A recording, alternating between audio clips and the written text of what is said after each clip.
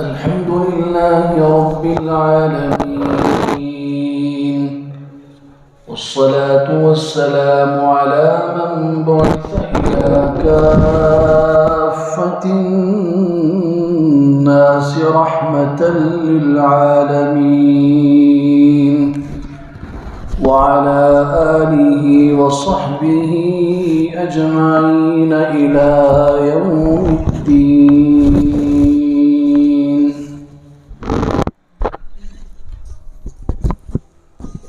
أما بعد، فأعوذ بالله من الشيطان الرجيم.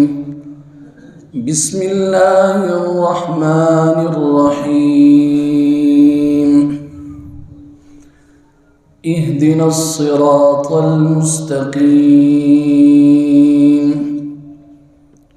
وقال سبحانه: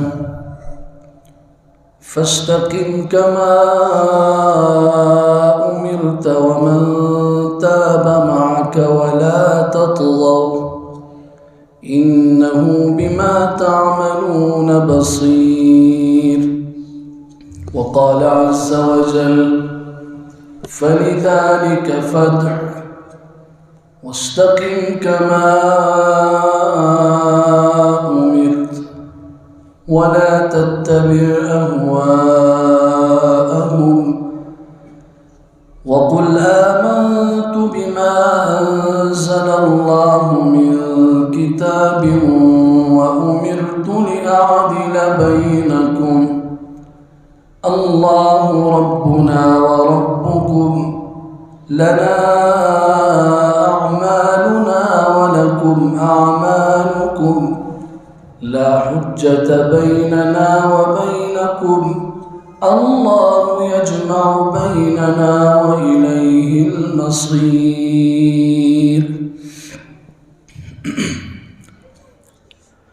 وقال سبحانه: قال قد أجيبت دعوتكما فاستقيما ولا تتبعان سبيل الذين لا يعلمون. وقال: إن الذين قالوا ربنا الله ثم استقاموا فلا خوف عليهم ولا هم يحزنون. وقال عز وجل: إن الذين قالوا ربنا الله ثم استقاموا تتنزل عليهم الملائكة ألا تخافوا ولا تحزنوا وأبشروا بالجنة التي كنتم توعدون. نحن أولياؤكم في الحياة الدنيا وفي الآخرة ولكم فيها ما تشتهي أنفسكم ولكم فيها ما تدعون نزلا من غفور رحيم. وقال سبحانه: وأن لو استقاموا على الطريقة لأسقيناهم ماء غدقا. وعن سفيان بن عبد الله رضي الله تعالى عنه قال: قلت يا رسول الله قل لي في الإسلام قولا لا أسأل عنه أحدا غيرك. قال: قل آمنت بالله ثم استقم. وعن أنس بن مالك رضي الله تعالى عنه قال: قال رسول الله صلى الله عليه وسلم: لا يستقيم إيمان عبد حتى يستقيم قلبه ولا يستقيم قلبه حتى يستقيم لسانه وعن ثوبان مولى رسول الله صلى الله عليه وسلم قال قال رسول الله صلى الله عليه وسلم استقيموا ولن تحصوا. وعن أنس رضي الله تعالى عنه قال قال رسول الله صلى الله عليه وسلم اللهم ثبت قلبي على دينك. صدق الله وصدق رسول الله صلى الله عليه وسلم ونحن على ذلك لمن الشاهدين والشاكرين والحمد لله رب العالمين.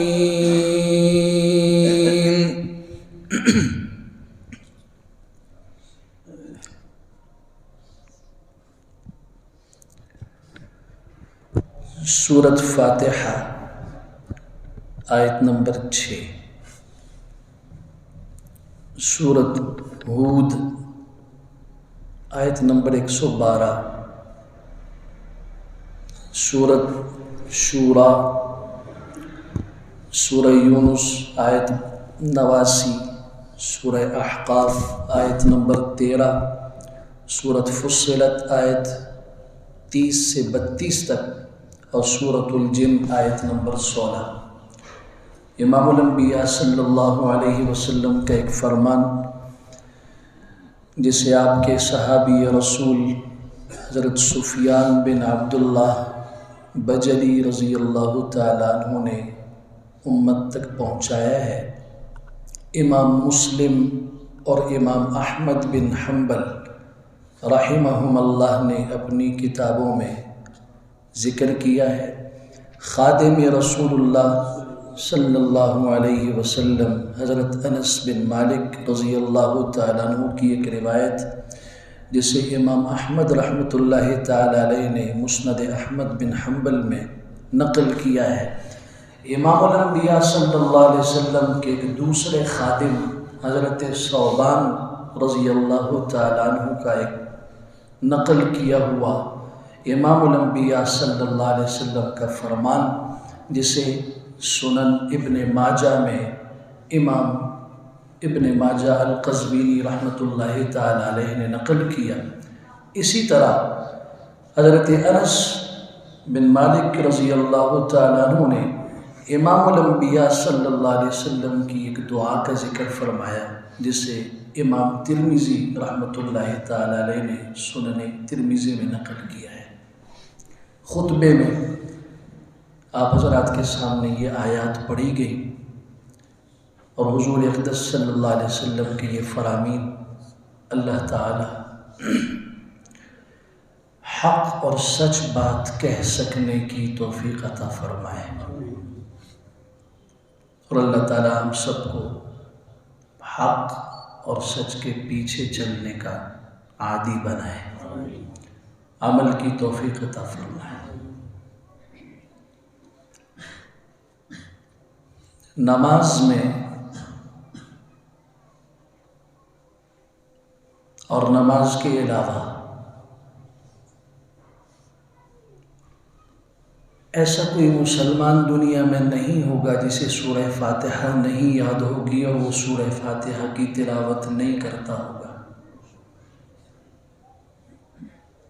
ایک دعا ہم اپنے رب سے ہمیشہ مانگتے ہیں، اہدنا الصراط المستقیم، اللہ ہمیں سیدھا راستہ دکھا، سیدھے راستے پہ چلا۔ صراط مستقیم،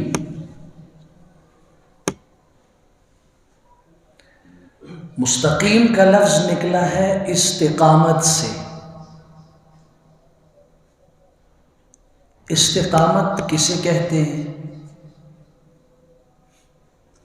استقامت کے راستے میں رکاوٹ کیا چیز ہے، اور استقامت اختیار کرنے والے کو دنیا اور آخرت میں اللہ کی طرف سے کیا انعامات ملتے ہیں۔ وقت نے اجازت دی تو انشاءاللہ ان تینوں باتوں کے حوالے سے قرآن و سنت کی روشنی میں مختصر عرض کروں گا۔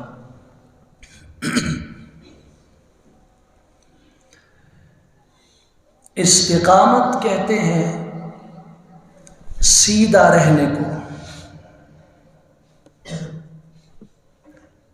ڈٹ جانے کو، کھڑے رہنے کو، قائم رہنے کو، حالات کیسے ہوں، موافق ہوں، مخالف ہوں، خوشی کے ہوں، غمی کے ہوں، ہر حال میں لا الہ الا اللہ محمد الرسول اللہ کے تقاضے پہ کھڑے رہنے کا نام استقامت ہے۔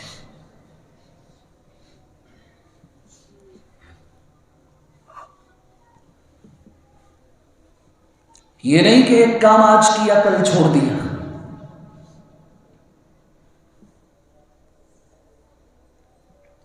یاد رکھیے اس کائنات میں رب کی بے انتہا نعمتوں میں سب سے بڑی نعمت جو ہے وہ ایمان اور ہدایت کی نعمت ہے، لیکن ایمان اور ہدایت کی وہ نعمت جس پہ استقامت حاصل ہو۔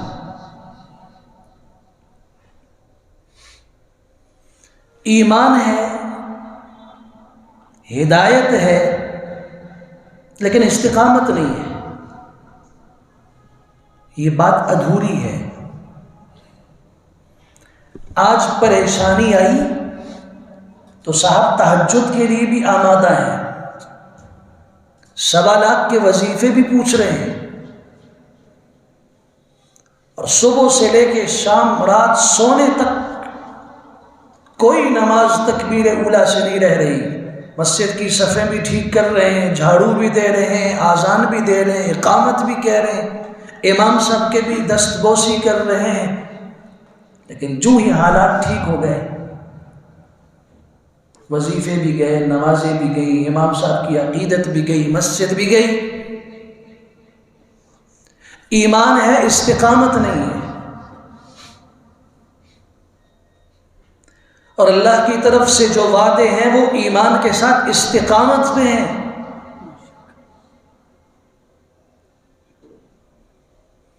اس دنیا میں یہ ہوگا، حق پہ چلنے والا جب چلے گا اور اس پہ جب سختی سے قائم رہے گا تو اسے یہ منظر دیکھنا پڑے گا کہ اس کے دوست اس کے دشمن بن جائیں گے، اس کے ساتھ محبت کرنے والے نفرت کرنے لگیں گے، اور اس کی محبت کا دم بھرنے والے اس سے دور ہو جائیں گے، جو ہر وقت اس کے پاس رہتے تھے آج اس سے ہٹنا شروع کر دیں گے۔ یہ ہوگا، لیکن پھر بھی حق پہ قائم رہ کر نہ ماں باپ کی پرواہ کرنے والا، نہ دوستوں کی پرواہ کرنے والا، نہ کسی کی محبت کی پرواہ کرنے والا، نہ کسی کی شاباش کی پرواہ کرنے والا، نہ کسی کی تھپکیوں کی پرواہ کرنے والا، بس اپنے رب کی رضا پر، لا الہ الا اللہ محمد الرسول اللہ کے اور دین پر اگر وہ ڈٹ جائے، کھڑا ہو جائے، برادری ناراض ہوتی ہے ہو جائے، دوست دشمنی کرتے ہیں کریں، مجھ سے محبت کرنے والے روٹھتے ہیں روٹھ جائیں، مجھے کسی کی پرواہ نہیں، میں نے حق بولنا ہے، اور اس طرح بولنا ہے جیسے وفد امام الانبیاء صلی اللہ علیہ وسلم کی خدمت میں حاضر ہو کے کہتا ہے۔ یہ وفد عام وفد نہیں ہے، اس میں اپنے عزیز رشتہ دار ہیں، خاندان کے سربراہ اور بڑے ہیں، مکہ کے رئیس ہیں، اور آ کے کہہ رہے ہیں کہ اپنے بھتیجے کو سمجھائیے۔ ابو طالب سے کہا جا رہا ہے اپنے بھتیجے کو سمجھائیے، اسے اگر کوئی عورت پسند ہے تو ہم اس کے لیے رشتوں کے ڈھیر لگاتے ہیں، اگر اسے مال پسند ہے ہم سب اتنا مال جمع کریں گے کہ عرب کی دھرتی پر اس سے امیر کوئی نہیں ہوگا، اور اگر اس کو سرداری چاہیے تو ابو جہل نے کہا میں یہاں موجود ہوں، عتبہ موجود ہے، شیبہ موجود ہے، ربیعہ موجود ہے، ابی موجود ہے، امیہ موجود ہے، یہ بڑے بڑے رؤساء موجود ہیں، ہم سب اپنی ریاست اس کے حوالے کرتے ہیں، اس کو اپنا سربراہ اور سردار بناتے ہیں۔ اور اگر یہ چیزیں نہیں ہیں، اور معاذ اللہ اگر اس کے دماغ پر کسی کا اثر ہوا ہے، اگر اس کو جنون کا مرض لاحق ہے، اس کو مرگی ہے، اگر اس کو کوئی پریشانی ہے، تو ہم سب مل کر اس کا علاج کروانے کے لیے تیار ہیں۔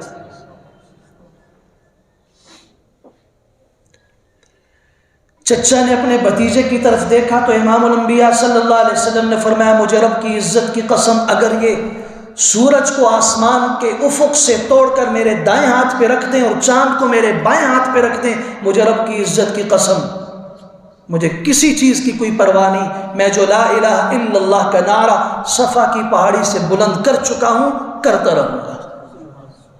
استقامت اسے کہتے ہیں۔ سفیان بن عبداللہ البجلی رضی اللہ تعالیٰ عنہ آئے، صحابی رسول ہیں، عرض کی یا رسول اللہ قل لی فی الاسلام قولا لا اسأل عنہ احدا غیرک، مجھے اسلام میں کوئی ایک بات ارشاد فرما دیں، ایک بات مجھے بتا دیں کہ آپ کے بعد پھر مجھے کسی سے پوچھنے کی ضرورت پیش نہ آئے، بس ایک بات۔ تو امام الانبیاء صلی اللہ علیہ وسلم نے جو بات فرمائی وہی آج ہمارا عنوان ہے اور وہی بات عرض کر رہا ہوں۔ آپ نے فرمایا قل آمنت باللہ ثم استقم، ایک بات اپنی زبان سے کہو اور ایک بات اپنے عمل سے دکھاؤ۔ زبان سے کہو آمنت باللہ، میں اپنے رب پر ایمان لے آیا، ثم استقم، پھر جیسے بھی حالات ہوں اپنی اس بات پہ ڈٹ جاؤ۔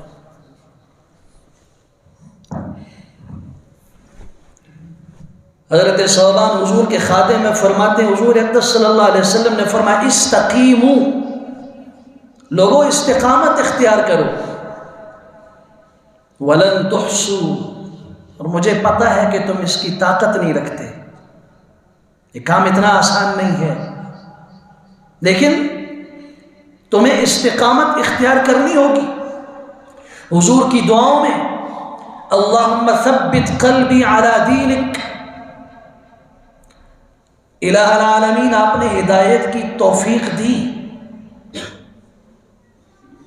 میں یہ سوال کرتا ہوں کہ میرے دل کو اپنے دین پہ استقامت کے ساتھ جمائے رکھ۔ کون دعا کر رہا ہے؟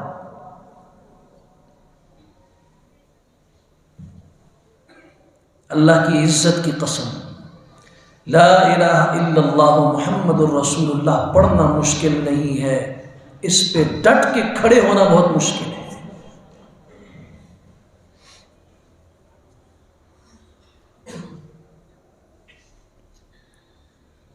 اور جس زمانے میں ہم گزر رہے ہیں تو ایسا عجیب قسم کا زمانہ ہو چکا ہے کہ لوگ حق کو سننے کے بھی، برداشت کرنے کے بھی قابل نہیں رہے ہیں۔ اس منبر سے کسی عنوان پہ بات ہوتی ہے بغیر کسی کے نام لیے ہوئے، آپ اپنے دل کی کیفیات پوچھیے۔ کتنے لوگ شکایت کرتے ہیں بعد میں، آپ نے تو پورا جمعہ مجھے پڑھایا، مجھے رگڑ دیا۔ اللہ کی عزت کی قسم، ہمیں آپ سے کیا، ہمیں آپ کا کیا پتہ آپ کیا کرتے ہو، لیکن چور کی داڑھی میں تنکا کہیں نہیں۔ ہم تو بات عمومی کرتے ہیں، آپ میں شاید وہ بیماری ہے، آپ سمجھتے ہیں انہوں نے مجھے کہہ دیا۔ لوگ حق کو سننا، قبول کرنا تو دور کی بات ہے۔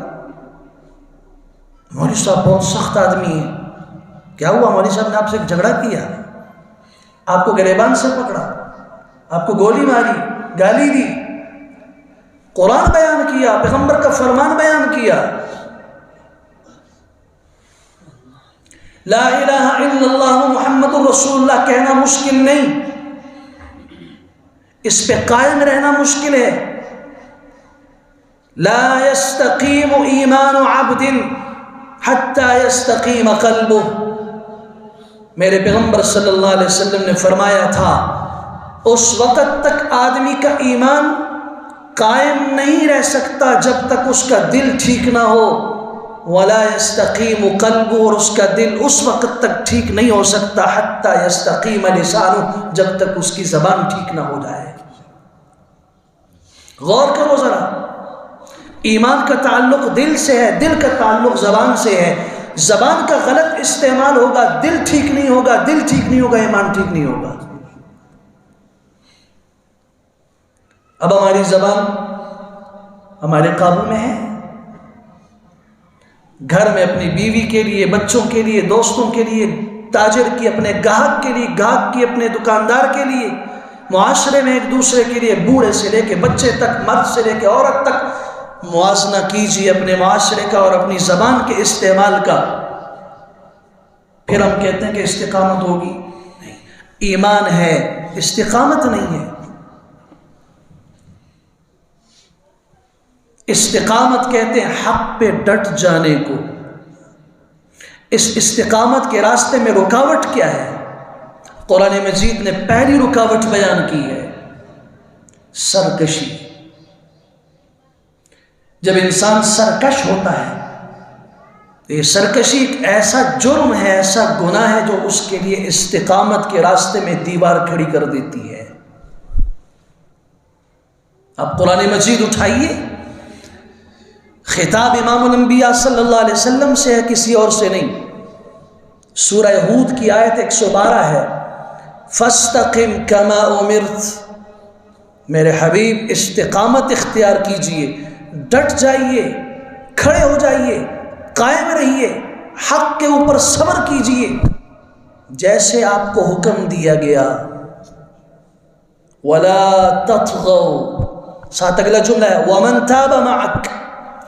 آپ کے ساتھ جو ایمان والے ہیں، جو آپ کے ساتھ رجوع کرنے والے ہیں، انہیں بھی سرکشی نہیں اختیار کرنی چاہیے. ولا تطغوا، سرکشی نہ کرو. اگر سرکشی ہوگی تو استقامت نہیں آ سکتی. یہ وہ آیت ہے جس کے متعلق امام الانبیاء صلی اللہ علیہ وسلم سے پوچھا گیا، یا رسول اللہ، آپ کی داڑھی مبارک کے چند بال سفید ہو گئے ہیں، جیسے آپ بوڑھے ہو گئے، ہم کہتے ہیں کسی کو. آپ نے فرمایا مجھے سورہ ہود اور اس جیسی صورتوں نے بوڑھا کر دیا. سورہ ہود اور اس جیسی صورتوں نے مجھے بوڑھا کر دیا. سورہ ہود میں کیا ہے؟ فاستقم کما امرت، جیسے آپ کو حکم دیا گیا ایسے آپ استقامت اختیار کریں.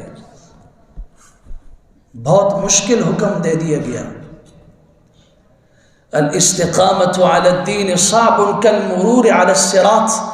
امام غزالی رحمۃ اللہ تعالی فرماتے ہیں جس طرح پل صراط کے اوپر گزرنا مشکل ہے، دین پہ استقامت اختیار کرنا اس طرح مشکل ہے. پہلی رکاوٹ استقامت اور حق کے اوپر ڈٹ جانے کے لیے، اور اس کے راستے کی پہلی رکاوٹ اور پہلی دیوار سرکشی ہے. اور دوسری رکاوٹ، اب قرآن مجید پڑھیں. ہمارے معاشرے میں ہم عجیب و غریب افعال کرتے ہیں، اور جب کہا جاتا ہے ایسا آپ کیوں کرتے ہو، اگر میں نہیں کروں گا تو لوگ کیا کہیں گے. کہتے نہیں کہتے؟ اپنی شادی کو لے لیں، پیسے دے کر اپنی ہلاکت، پیسے دے کر. اللہ اکبر. میں تو خود نکاح کی فیس نہیں لیتا، اس لیے میں کھل کے کہہ سکتا ہوں یہ بات. ناجائز نہیں ہے، یاد رکھیے. جو حضرات علماء لیتے ہیں ناجائز نہیں ہے، میں نہیں لیتا، میری اپنی طبیعت. لیکن اس جگہ پر آیا ہوا جگہ پوچھتے ہیں فیس کتنی ہے، اگر کہا جائے 2000 روپے ہے، ایسا بولتے 500 روپے نہیں. 6 آدمی مشورے کے لیے ایک طرف ہو جائیں گے. سمجھ آئے؟ اب جو یہاں کے باعث انہوں نے کیمرہ مین بلایا ہوا ہے اور جو جناب والا اس کی خدمت کریں گے اور جو پٹاخے بجائے جائیں گے اور اس کے بعد جو مراسی آئیں گے اور جو کچھ ہوگا، پھر آپ کے ان علاقوں میں تو شادی کے لیے 20 دن پہلے سے اہتمام ہوتا رہتا ہے۔ ان لوگوں سے توقع رکھی جائے پھر کہ جی یہ اسلام کی کوئی خدمت کریں گے، یہ سخت بات نہیں کہہ رہا ہوں، حقیقت کہہ رہا ہوں، سمجھ آئے؟ فاستقم کما امرت۔ اللہ اکبر۔ دوسری رکاوٹ حق کے راستے میں استقامت اختیار کرنے کے لیے لوگوں کی خواہشات کے پیچھے چلنا ہے۔ لوگ کیا کہیں گے جی اگر میں نے یہ کام نہ کیا؟ اور اس جملے نے علماء کو بھی اتنا مجبور کر دیا کہ امام مسجد جو لوگوں کی اصلاح کر کے ان کو قرآن و سنت بتانے والا تھا، وہ بھی لوگوں کے کہنے پر بدعت کر رہا ہے۔ اور کہا جائے کیوں نہیں کریں گے کہ تو کسی اور کو بلا لیں گے، یہ بہت بڑی دلیل ہے۔ اگر ہم نہیں کریں گے تو کسی اور کو باہر سے بلا لیں گے۔ اگر آپ نے لوگوں کو قرآن و سنت پڑھایا ہوتا، آپ نے بتایا ہوتا کہ جب بچہ پیدا ہوتا ہے اس وقت پیغمبر کی سنتیں کیا ہیں،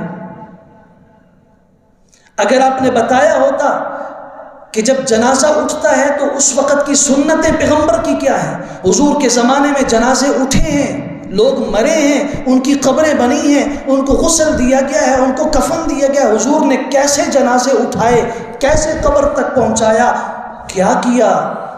پیغمبر کی صرف سنت بتاؤ لوگوں کو، چھوڑ دو وہ کیا کر رہا ہے یہ کیا کر رہا ہے، اللہ کی قسم لوگوں کی خود اصلاح ہو جائے گی۔ دین ایک دین ہے، دین کئی دین نہیں ہے، اس کا اور اس کا اور، پتہ چلا کہ دین نہیں ہے۔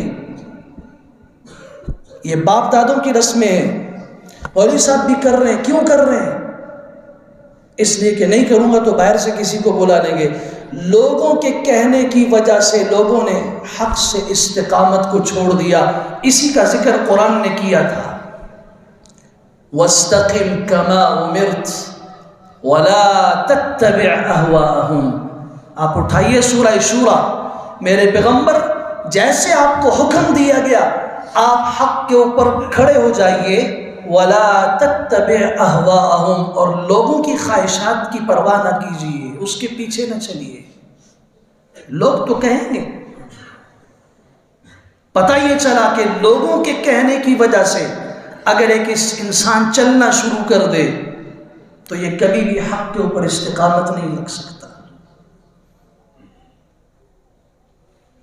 وَلَا تَتَّبِعْ أَهْوَاءَهُمْ، لوگوں کی خواہشات کی اتباع نہ کیجیے۔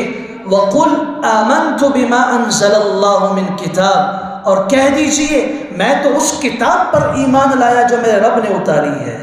وَأُمِرْتُ لِأَعْدِلَ بَيْنَكُمْ، مجھے حکم ملا ہے کہ میں تمہارے درمیان عدل و انصاف قائم کروں۔ اللہ ربنا وربکم، اللہ ہمارا بھی رب ہے تمہارا بھی رب ہے۔ لنا اعمالنا ولکم اعمالکم، ہمارے لیے ہمارے عمل ہیں جو قرآن و سنت کے تابع ہیں، تمہارے عمل مبارک ہوں جو بدعت اور تمہارے باپ دادوں رسم و رواج کے طریقے کے مطابق ہیں۔ لا حجت بیننا وبینکم، ہمارے اور تمہارے درمیان کوئی حجت نہیں ہے، کوئی بحث نہیں کرتے ہم، مرضی کرو تم۔ اللہ یجمع بیننا، ایک دن ہے اللہ ہمیں جمع کرے گا، وَإِلَيْهِ الْمَصِيرُ، اسی کی طرف لوٹنا ہے۔ حق کے راستے میں استقامت کے لیے تیسری بڑی رکاوٹ دل اور زبان کا ٹیڑھا ہونا ہے۔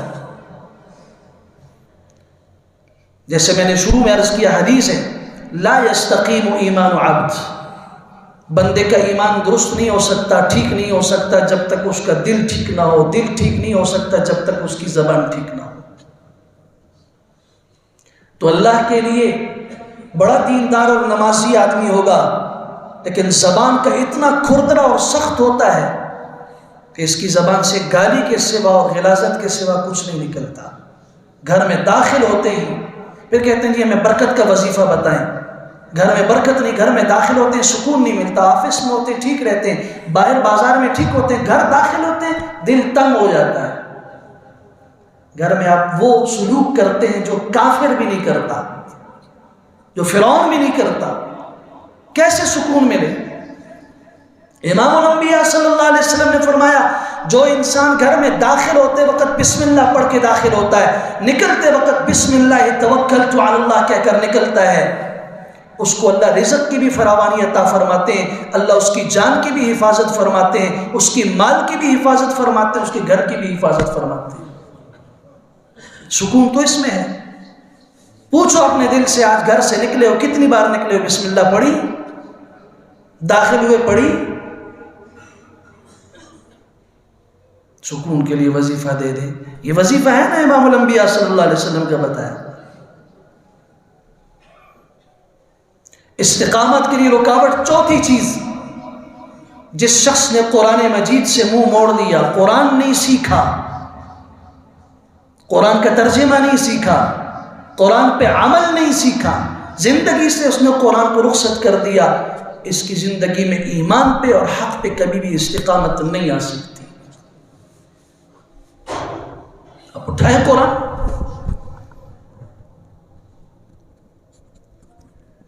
اور استقامت اگر اختیار کرنے والا دین حق پر قائم رہے، مولا اس کے دل کو اتنا باغ کر دیں گے، اس کا دل اتنا مطمئن اور پرسکون ہوگا کہ غم نام کی غم کا پہاڑ بھی اس کے اوپر آئے گا. اس وقت بھی یہ اپنے رب کی رضا کی خاطر اطلاع ملے گی بیٹا فوت ہو گیا، بیوی فوت ہو گئی، چاہنے والا عزیز فوت ہو گیا، یہ اسی وقت رب کے حضور سجدے میں گرے گا، اللہ آپ کی اس رضا پہ میں راضی ہوں. ایسے ایک سکون قلبی اسی ملے گا. وَأَن لَّوِ اسْتَقَامُوا عَلَى الطَّرِيقَةِ لَأَسْقَيْنَاهُم مَّاءً غَدَقًا. استقامت اگر یہ اختیار کر لیتے تو ہم ان کے رزق میں وسعت پیدا کر دیتے. مَاءً غَدَقًا، ہم انہیں تازہ، خوبصورت، شیرین، میٹھا، لذیذ، کثیر پانی پلاتے ہیں. اور پانی پلانے کا مطلب مفسرین نے بیان کیا ہے، اللہ تعالیٰ ان کو رزق کی وسعتیں عطا فرماتے. استقامت کے لیے ایک بڑی رکاوٹ یہ بھی ہوتی ہے، جس کو سورہ مائدہ کی آیت 67 میں بیان کیا ہے. 3 چیزیں ہیں. آدمی کو حق کی قیمت کا اندازہ ہی نہیں ہوتا، پہلی بات.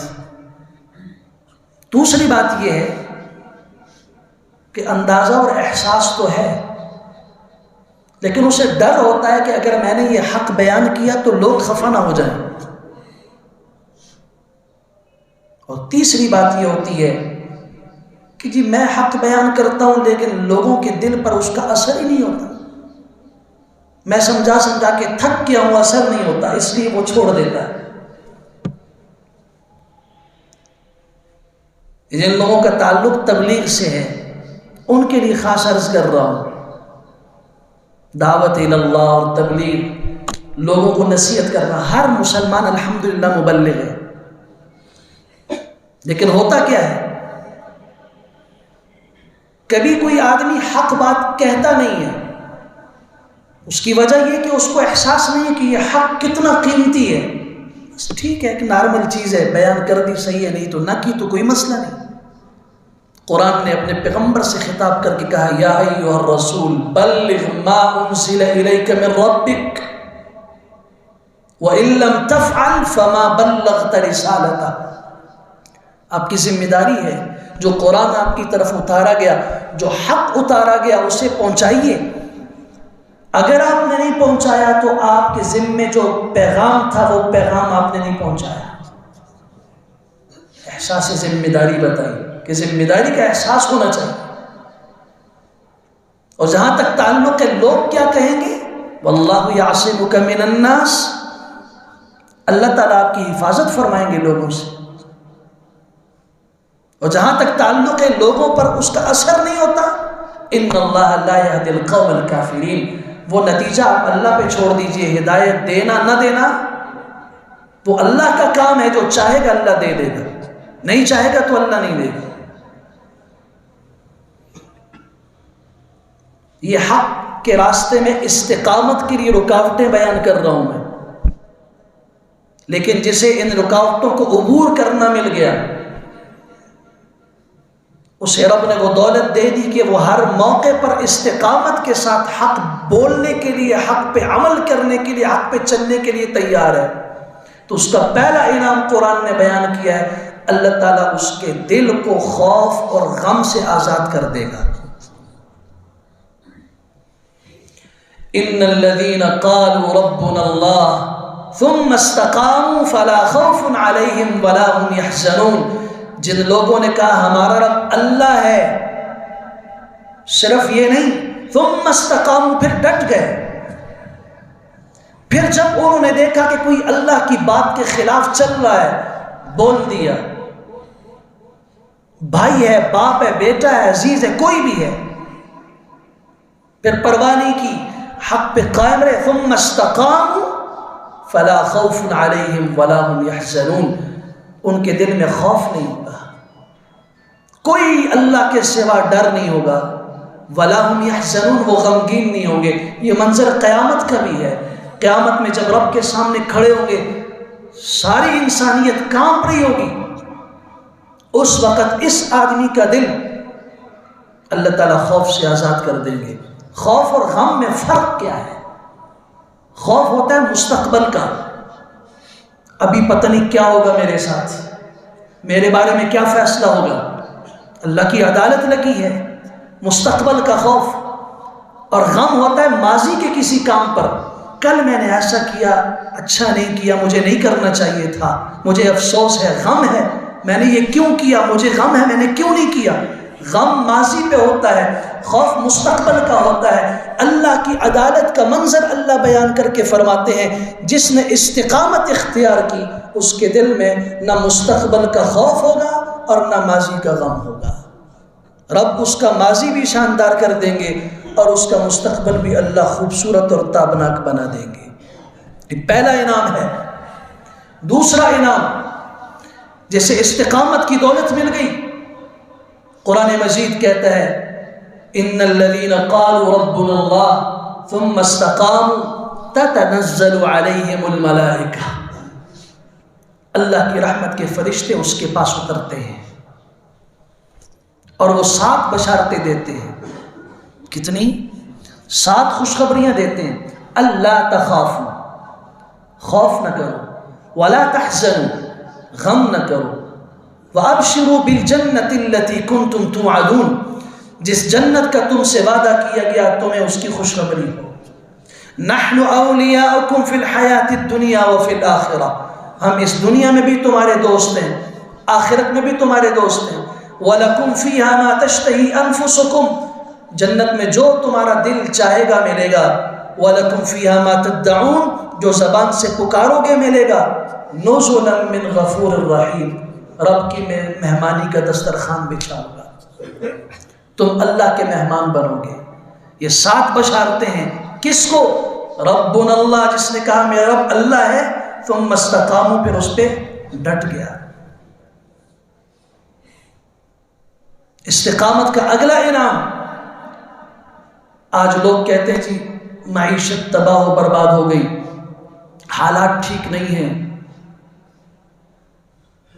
ذرا غور کیجیے، اس مجمع میں کتنے تاجر بیٹھے ہوں گے،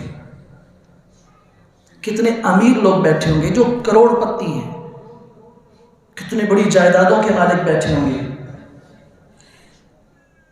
لیکن ایک سوال آپ سے پوچھتا ہوں، ایک غریب مزدور بھی یہاں ہوگا، دونوں کے جملے ایک ہوتے ہیں، گزارا اس کا بھی نہیں ہو رہا، گزارا اس کا بھی نہیں ہو رہا، حالات اس کے بھی خراب ہیں، حالات اس کے بھی خراب ہیں۔ ایمان سے بتاؤ یہ کیفیت ہے یا نہیں؟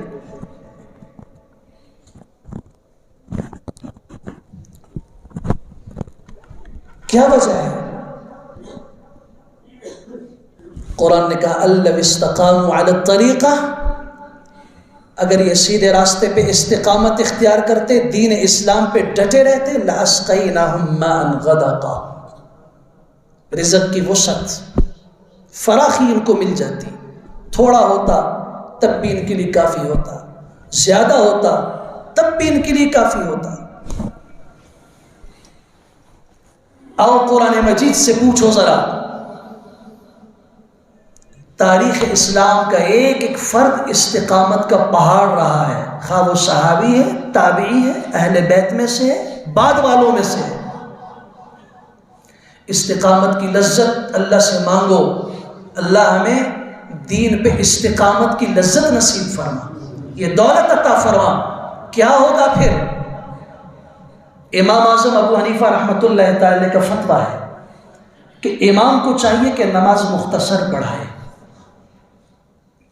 اپنی نماز لمبی کرے، لیکن جب جماعت کروا رہا ہو مختصر نماز پڑھائے۔ کیوں؟ حضور اقدس صلی اللہ علیہ وسلم کا فرمان ہے، اس کے مقتدیوں میں کوئی مریض بھی ہو سکتا ہے، مسافر بھی ہو سکتا ہے، کمزور بھی ہو سکتا ہے۔ حضرت کا یہ فتویٰ ہے۔ نماز فجر پڑھا رہے ہیں، کسی نے کہا میں نماز پڑھنا چاہتا ہوں، کہاں پڑھوں؟ اچھی جہاں قرات ہو، کوئی متقی عالم ہو۔ کہا یہ مسجد ہے کوفہ کی جامع مسجد، امام ابو حنیفہ رحمہ اللہ فجر کی نماز پڑھاتے ہیں، تشریف لے آیا ہو۔ فجر کی نماز میں حضرت نے سورہ بقرہ کی 80 آیتیں پڑھی۔ کتنی؟ 80 آیت۔ گھبرا گیا، کہتے ہیں یہ کون سی سورت تھی، کیا پڑھا حضرت نے؟ یہ سورہ بقرہ کی ہے۔ بقرہ عربی میں گائے کو کہتے ہیں۔ اگلے دن جس وقت یہ گیا، امام ابو حنیفہ رحمہ اللہ کے پیچھے ہی نماز پڑھنے کے لیے قریب تھے، حضرت نے نماز میں سورہ فیل پڑھی، الم تر کیف فعل ربک باصحاب الفیل، بس یہ فیل پڑھی، یہ بھاگ گیا۔ کہتا ہے کل بقرہ تھی گائے والی صورت، اس نے تھکا دیا، آج تو ہاتھی والی صورت ہے، پتہ نہیں یہ کتنی لمبی ہوگی۔ یہ تعلق تھا قرآن سے، پتہ ہی نہیں کہ سورہ فیل ہے کتنی۔ پوچھا کہ آپ ایسا کیوں کرتے ہیں؟ اور ابن جوزی رحمہ اللہ نے لکھا، سیر اعلام النبلاء میں امام ذہبی رحمۃ اللہ تعالی لکھا، حضرت کا تقویٰ، فتویٰ یہ ہے کہ نماز مختصر پڑھائی جائے، لیکن حضرت کا تقویٰ یہ تھا کہ 40 سال تک عشاء کے وضو سے فجر کی نماز پڑھی۔ ہاں جہاں کوئی عارضہ پیش آ گیا الگ بات ہے، بیماری آتی ہے، حالات پیش آتے ہیں، عموماً 40 سال تک۔ یہ کیا ہے؟ یہ عبادت کی لذت میں استقامت کا نتیجہ ہے۔ قرآن مجید استقامت کا خوبصورت واقعہ بیان کرتا ہے سورہ یاسین میں۔ آپ نے سورہ یاسین فجر میں پڑھی ہوگی، پڑھتے ہوں گے، کبھی غور کیجیے اس پر۔ سورہ یاسین کو قرآن مجید کا دل کہا گیا ہے، اور اس سورہ یاسین کا دل یہ واقعہ ہے جسے میں عرض کر رہا ہوں۔ انطاکیہ کی بستی میں 2 پیغمبر، 2 نبی گئے، انہوں نے انہیں ایمان کی دعوت دی۔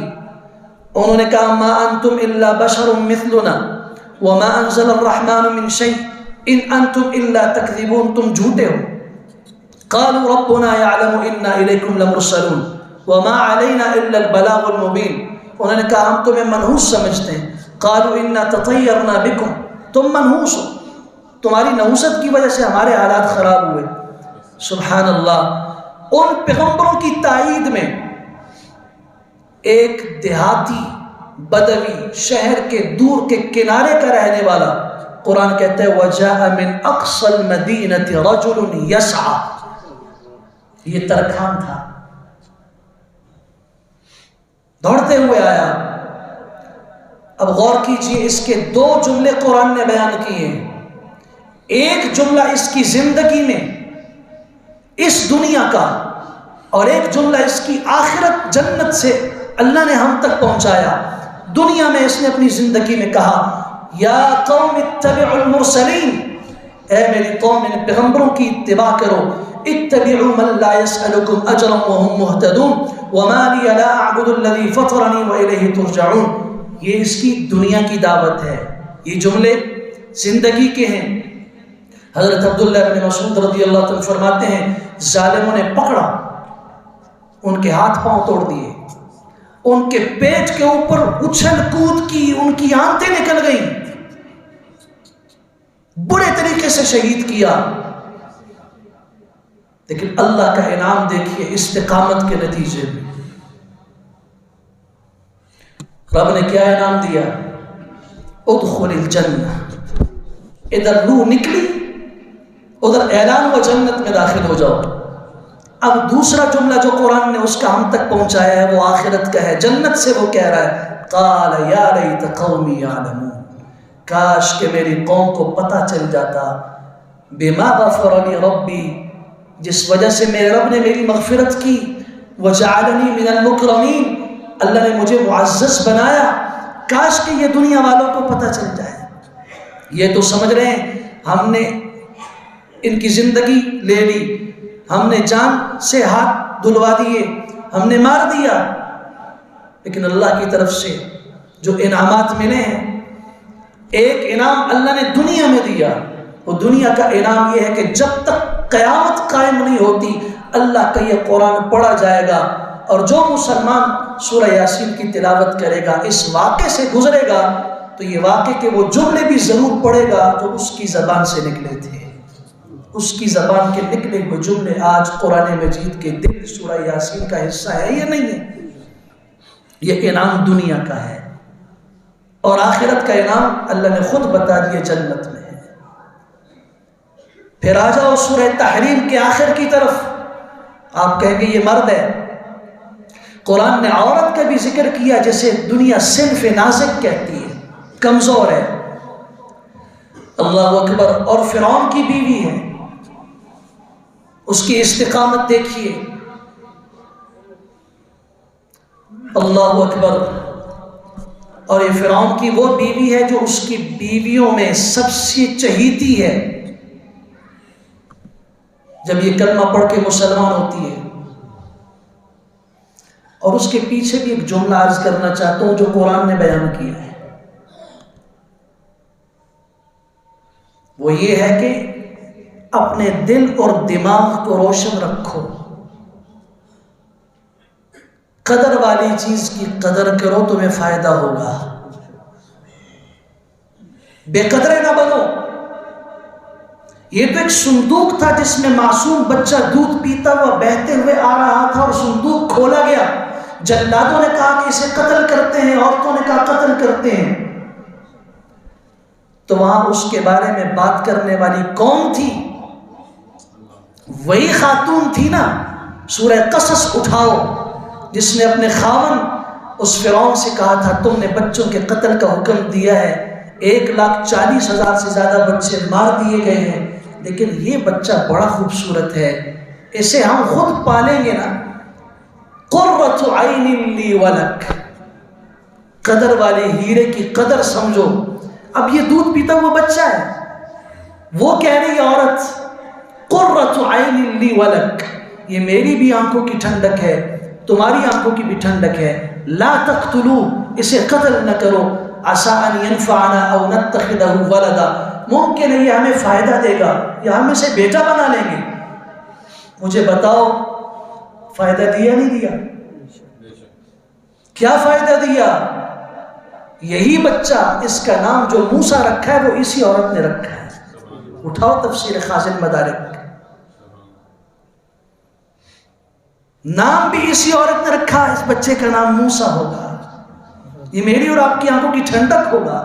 وہ ٹھنڈک بنا مستقبل میں جا کے جب اس نے لا الہ الا اللہ کا کلمہ پیش کیا. فرعون نہیں مانا, اور کوئی مصر کا نہیں مانا, ایک یہ عورت مانی, اس کی بیوی, اور ایک فرعون کی بیٹیوں کی خادمہ, سر میں کنگھی کرنے والی, ان کو صاف ستھرا کرنے والی.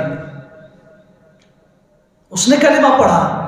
اور حضرت عبداللہ ابن عباس رضی اللہ تعالیٰ عنہ کی وہ روایت جسے معجم کبیر طبرانی نے نقل کیا ہے, عبداللہ ابن عباس فرماتے رضی اللہ تعالیٰ حضور صلی اللہ علیہ وسلم معراج کی رات تشریف لے جا رہے تھے، راستے میں خوشبو آئی، اتنی خوبصورت خوشبو، آپ نے فرمایا جبرائیل یہ خوشبو کس چیز کی ہے؟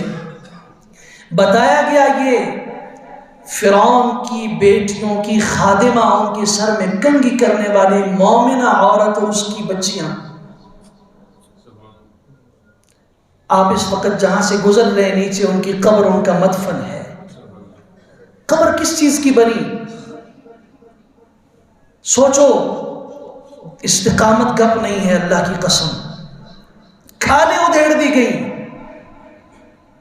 جسم ٹکڑے کر دیے گئے. یہی حضرت عبداللہ ابن عباس فرماتے ہیں رضی اللہ تعالیٰ، جب اس کا پتہ چلا یہ مومنہ ہو گئی ہے، ڈرایا دھمکایا گیا، پھر ایک پیتل کا ایک قالب اور سانچہ لایا گیا جو گائے کی شکل کا بنا ہوا تھا، اس کو گرم کیا گیا آپ کے اوپر، اس کے اندر اس عورت کو اور اس کی 2 بچیوں کو ڈال دیا گیا. ایک اظہار اس نے آخر میں کیا، اس نے کہا مجھے مار دو، میری بچیوں کو تم نے میری زندگی میں مار دیا، میرے سینے کے اوپر مار دیا، اس کے خون کے چھینٹے میرے سینے پہ پڑے، میں نے اپنے رب کی خاطر برداشت کیا. ایک میری چاہت ہے، اور اچھے لوگ مرنے والے کی آخری خواہش پوری کیا کرتے ہیں، میری یہ خواہش پوری کر دینا، جب تم ہمیں جلاؤ گے، راکھ کر دو گے، ہماری ہڈیوں کی جو راکھ ہوگی میری بھی اور میری بچیوں کی بھی ایک جگہ پوٹلی میں ڈال کے دفن کر دینا. بس یہ ایک چاہت ہے. حضرت عبداللہ ابن عباس فرماتے ہیں ظالموں نے ایسا کیا. اور ایک فرعون کی بیوی تھی، اس کا ذکر تو قرآن میں سورہ تحریم میں موجود ہے. ضرب اللہ مثلا للذین آمنوا امرأة فرعون، ایمان والوں کے لیے اللہ نے مثال بیان کی ہے. دل میں تو خیال پیدا ہوتا ہے ایمان والوں کے لیے اگر مثال ہے تو کسی پیغمبر کی ہوگی، کسی بڑی ہستی کی ہوگی. نہیں، امرأة فرعون، فرعون کی بیوی کی مثال ہے. جب اس کے کلمے کا پتہ چلا تو فرعون نے اس کے ہاتھ اور پاؤں میں کیلیں گاڑ دی. وہ لباس خلعت جو بادشاہ کی بیوی کے لیے اتار دیا گیا، زیورات اتار دیے گئے، کپڑے اتار دیے گئے، شاہی محل سے بے دخل کیا گیا، سب کچھ برداشت ہے، لیکن استقامت سے ایک قدم بھی دائمہ نہیں ہوگا. تم کیا کرو گے؟ زیادہ سے زیادہ جان لے لو گے. میں تو اس کا سودا کرنے کے لیے تیار. رب ابن لی عندک بیتا فی الجنہ، دنیا والوں سے کوئی شکایت نہیں کی، مجھے بچاؤ، تم میری سفارش کرو. نہیں، رب ابن لی عندک بیتا فی الجنہ، اللہ میں نے آپ کی خاطر، آپ کے دین کی خاطر، آپ کے حق کی خاطر، آپ کے کلمے کی خاطر میں نے سب عیاشیاں چھوڑی، سب راحتیں چھوڑی، سب سکون چھوڑا، بس اپنے ہاں جنت میں اپنے پڑوس میں مجھے گھر عطا فرما. اللہ نے ایسا پڑوس دیا، اللہ کی قسم، کیا قربان چاہیے اس پڑوس کے اوپر. سیدہ خدیجۃ الکبریٰ کا آخری وقت ہے، حضور صلی اللہ علیہ وسلم کی پہلی بیوی ہیں. آپ فرمانے خدیجہ جنت جا رہی ہو نا، وہاں اپنی سوکن کو میرا سلام کہہ دینا. یا رسول اللہ، آپ کی پہلی بیوی میں ہوں، آپ کی اور کوئی بیوی نہیں، میری سوکن کون ہے؟ فرمایا فرعون کی بیوی آسیہ، وہ جنت میں میری بیوی ہوگی، اب تمہاری اس سے ملاقات ہوگی، اسے سلام کہہ دینا.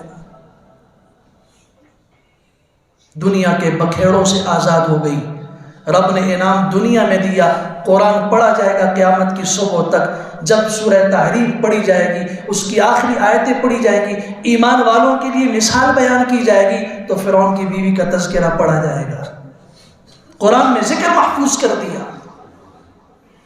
اور آخرت کا انعام کہ امام الانبیاء صلی اللہ علیہ وسلم کی زوجہ بنے گی. اس سے بڑی اور کیا دولت ہو سکتی ہے؟ اللہ تعالیٰ ہمیں استقامت کی لذت نصیب فرمائے، اللہ تعالیٰ استقامت ہمیں عطا فرمائے. حق کے راستے کی ہر رکاوٹ ہم ہٹا دیں، اور بس یہ حق ہے تو حق ہے، یہ میرے رب کا فرمان ہے، میرے پیغمبر کا فرمان ہے، میری جان جا سکتی ہے، میرا مال جا سکتا ہے، میری ساری توانائیاں جا سکتی ہیں، میں حق سے آگے پیچھے نہیں ہو سکتا۔ اللہ تعالیٰ ہمیں یہ دولت نصیب فرمائے۔ وآخر دعوانا الحمدللہ۔